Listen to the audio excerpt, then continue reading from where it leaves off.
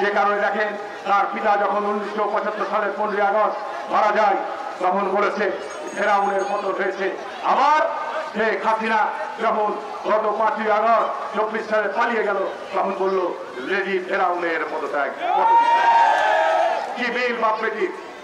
বাবু বাংলাদেশে একদলীয় শাসন কায়েম করেছে, বাবু বাংলাদেশে গণহত্যা চালিয়েছে, তার বেটিও বাংলাদেশে গণতন্ত্র হত্যা করেছে, একদলীয় শাসন কায়েম করেছে, ভোটের নামে প্রহসন করেছে এবং এদেশে গুম বিচার করে হত্যাকাণ্ড করে বাংলাদেশের রাষ্ট্র কাঠামোগুলোকে ধ্বংস করেছে। আপনারা সকলে জানেন এই 1982 সালের 24 মার্চ জেনারেলের সাথ বিএনপির নির্বাচিত সরকারকে ক্ষমতাচ্যুত করে আপনার রাষ্ট্র ক্ষমতা দখল করলেন অন্যায় ভাবে, বেআইনি ভাবে। তার বিরুদ্ধে আমরা লড়াই শুরু করলাম, আন্দোলন শুরু করলাম। এরশাদের বিরুদ্ধে অন্যায় ভাবে ক্ষমতা দখল করার, গণতন্ত্র হত্যা করার ব্যাপারে আমরা সংগ্রাম শুরু করলাম। দীর্ঘ 9 বছর লড়াই করেছি।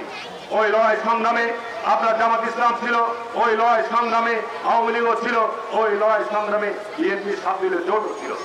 ইতিহাসের অংশগুলো বলছি এই সংক্ষিপ্ত এই কারণেই যাচ্ছে বাংলাদেশ একটা দুর্যোগময় সময় আমরা পার করছি। এই দুর্যোগময় সময় জাতীয়তাবাদী দলের পাশে জনগণ আছে ইনশাআল্লাহ। 1982 সাল থেকে দীর্ঘ লড়াই করলাম। 86 সালে নির্বাচন ঘোষণা করলো, 17 নির্বাচন। সেই নির্বাচনে শেখ হাসিনা চট্টগ্রামে লালদিঘি মাঠে গিয়ে বলল এই সরকারের অধীনে যারা নির্বাচনে যাবে তারা জাতীয় বেঈমান।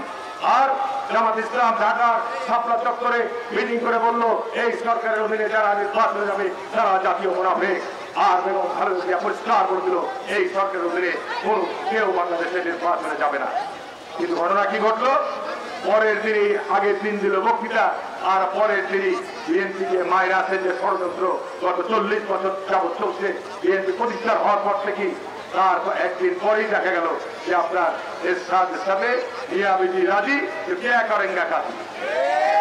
এখন আপনার এই মিয়াবিজি রাজি হয়ে গেল আপনার জামাত ইসলাম আর শেখ হাসিনা এরশাদের অধীনে নির্বাচনে চলে গেল।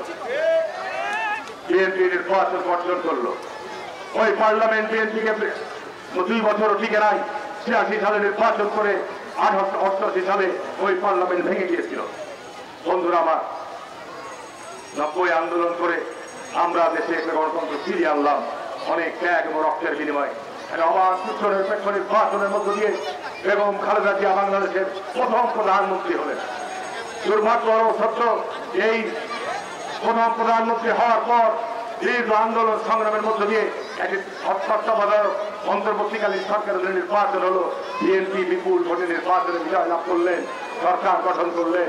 কিন্তু আমাদের দুর্ভাগ্য 2 বছর যেতে না যেতেই আবার ওই 9 বছর যাদের বিরুদ্ধে আমরা আন্দোলন করলাম তাদের সাথে আবার ওই জামাত ইসলাম, আবার আপনার আওয়ামী লীগ, আবার জাতীয় পার্টি একত্রিত হয়ে পার্লামেন্ট থেকে পদত্যাগ করে আবার দেশে 172 দিন হরতাল করলো।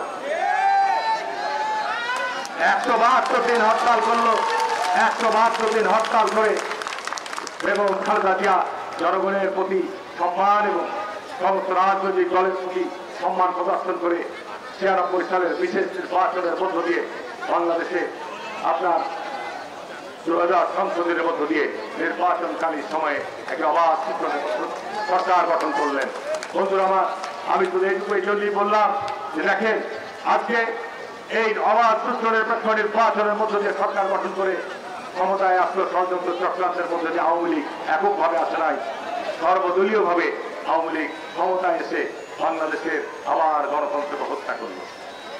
আবার গণতন্ত্রকে হত্যা করে 2008 সালে আপনারা ফখরুদ্দিন মঈনুদ্দিন এই তাদের ষড়যন্ত্রের আন্তর্জাতিক চক্রান্তের মধ্যে দিয়ে শেখ হাসিনাকে ক্ষমতায় বসিয়ে দেওয়া হলো।